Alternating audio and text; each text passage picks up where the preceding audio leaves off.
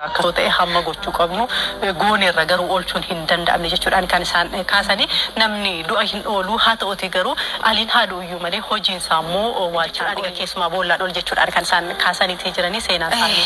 Amma sirni awwaalchaa gaggeeffamaati kan jiru aliin hara qabrii bu'ee jira hojiin isaa garuu qabrii ol jira maaliifi walalee isaanillee je'ee jira osoo uleen illee cabee tan abbaa gadaa hin cabu seerri hin cabu akkuma jeetti aliinis hojiin isaa qabrii ole arra qaamni isaa hara boollaa seenuusi hojiin isaa qabrii ole kanaafuu hojiin isaa kan barbaraan yaadatamuudha. Dr. Kabajaa Artist Ali Birraa ammaan tana iddoo dhaloota isaa bulchiinsa magaalaa Dirree Dhawaatti sirni awwaalcha isaa gaggeeffamaa jira akkaatuma sirna amantaatiin jechuudha. Haala ateeni kan inni gaggeeffamaatii jiru keessattuu aliin immoo nama waan gaarii uummataaf buusee darbedha. Nama uummataaf waa hojjetedha. Takkaa ofiisaaf nama hin jiraannedha.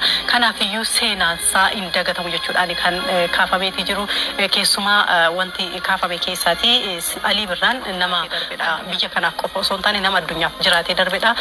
Muuziqaan immoo afaan addunyaa ta'uu nama baasee mul'isedha. Kanaafiyyuu aliin haa buyyuu malee lubbuunsaa haa darbuyyuu malee hojiinsaa lafarraa hin darbu hojiinsaa awwaalcha keessa hin galu jechuudhaan kan isaan kaasaati turan namoonni garaagaraa jechuudha. Artistoota akkasumas immoo namoonni bebbeekamoon aangawoonni mootummaa wantoonni isaan kaasaa turan keessaati hojiin Alii bayeeti kan inni mul'atu addunyaa irratti bahee mul'achaa jira. Kaleessa barsiisaa ture har'as ni barsiisa. Kaleessa kallattii dhaloota kaa'aa ture har'as hojiin Alii kan inni godhu kallattii hojiif kaa'a jechuudhaan kan isaan kaasaniitti jiranii keessattuu dhaloonni boor akka baruudhaaf boor mirga isaa akka inni falmatuudhaaf sirboonni Alii tokkoon isaanii eenyummaa ofii akka isaan of baran ni taasisa. Kanaan cinaatti immoo eenyummaa qofallee osoo hin taane jireenyummaa hawaasummaa keessatti illee haala kamiin nama faana irra jiraachuun qaba. Yoon haala kamiin nama faana irra jiraadhe kan inni jireenya koo gaggeeffachuu danda'u kan jedhu keessatti illee sirboonni Alii akeektuu gaariidha jechuudhaan egaa namoonni kan isaan kaasan jechuudha. Akkasumas artistoonni hiriyyummaa fi akkasumas immoo walitti dhufeenya hedduu qabanis kanadha kan isaan kaasanii.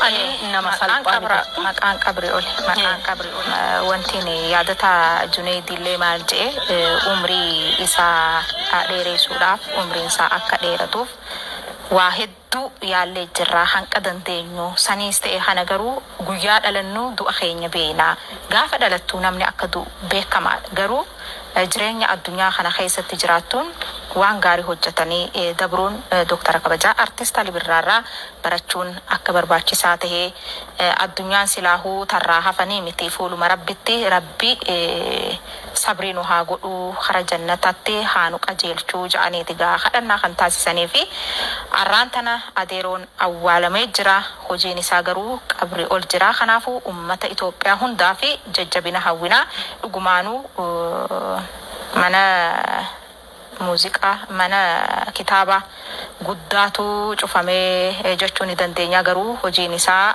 hojjete akka hin cufamneef immoo ragaadha.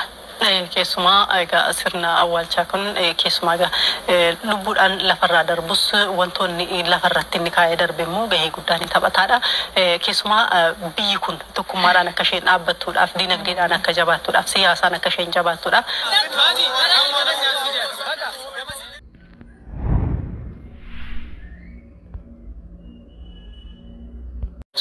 Artist Ali Birraa magaalaa dhaloota isaa magaalaa Dirree Dhawaatti daawwateetu jira. Egaan sirna awwaalchaa kanarratti aangawoota mootummaa federaalaa akkasumas kan naannolee dabalatee artistoonni buleeyyii fi akkasumas dargaggoonni hiriyoonni isaa maatiin isaa bakka argamanitti lafa dhaloota isaa magaalaa Dirree Dhawaatti raawwateetu jira. Egaan har'a Oromoon nama guddaa seenaa kitaaba seenaa Oromoo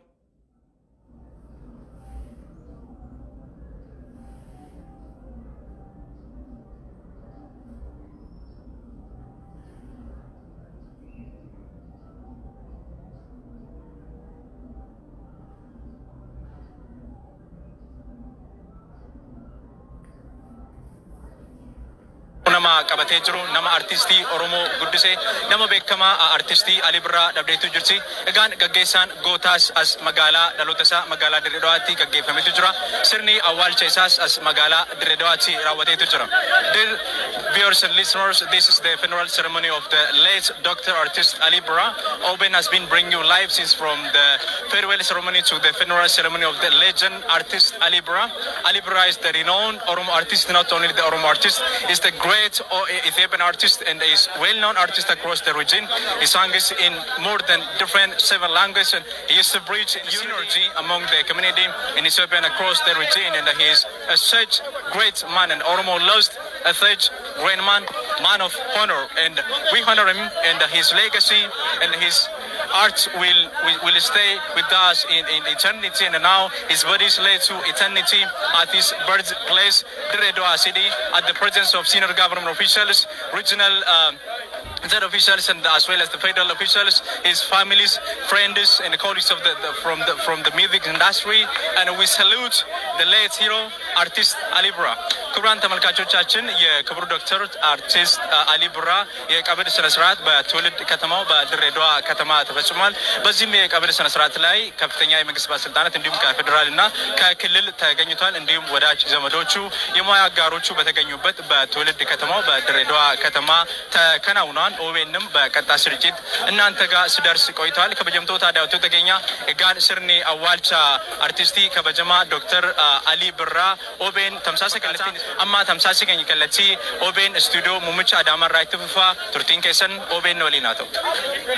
أيه ولد بني جرا أمبون قاهالة وليقلا أشجرو نو خاسي جرا خيسمتو دكتور كبجا أرتيست علي برا قويا أرانتنا لبون إسا خرا قبرتي جرا الدنيا هستي بيا كيسا هنك دكتور كبجا يونيفرسيتي دري دواتي في يونيفرسيتي جمارة أقسمتيس هجي إن هجتيني paarkiin milineemii paarkii Ali Birraa ja'amuun asittis Adaamaa kanattis daandii Ali Birraa ja'amuun moggaafamuuni gahee jira. Kun egaa itti hanqataa Ali Birraan ijoollummaa isaarraa kaasee hanqa umriin isaa as ga'ee arraan tana awwaalamutti jechuudha. Waltajjii muuziqaa kamuu irratti akka injifatee qalbii namaa qabateetti kan ture jechuudha. Akkuma kantiibaan bulchiinsa magaalaa Dirree Dhawaa obbo Kadir Juhaar kaasanitti kanaafuu aliin hojii isaatiin dhaloota biratti barabaraan kan yaadatamuudha. Aliin hojii inni hojjeteen amala gaarii inni qabuun egaa hawaasa kan onneen isaa cabeechuudha. Ifni aliin qabsiise, ifni aliin umrii waggaa 14 isaatti qabsiise onnee nama hundaa keessaa kan hin dhaamneedha. Kanaafuu gaa imala isaa tana namni hundinuu artistoonnis ta'ee namni hundinuu hordofuu akka qabuudha. Kan gaa bakkaawwan garaagaraatii ergaa dabarsan keessatti kan akeekan jechuudha. Tole aliidhaan kana jennee ibsuun rakkisaadha. Inni jalqabuma irraa kaasaa turre kabajamtoota hordoftoota keenya egaa jaallattoota isaa akkasumas immoo firoottan hiriyoottan isaa hundaafuu jajjabina hawwina. Dhaloota gara fuulduraatti immoo hojiin hojjechaa jiru hojiin kaasaa ture dhimma jaalalaa tokkummaa keessumaa walqixxummaadhaan wal qabatee dhimma biyyaa irratti tokkummaa manni kaasaa ture kana dhaloota gara fuulduraatti raawwatu fiixaan baasuun waa taasisu siniin jenna halkan gaarii siniif.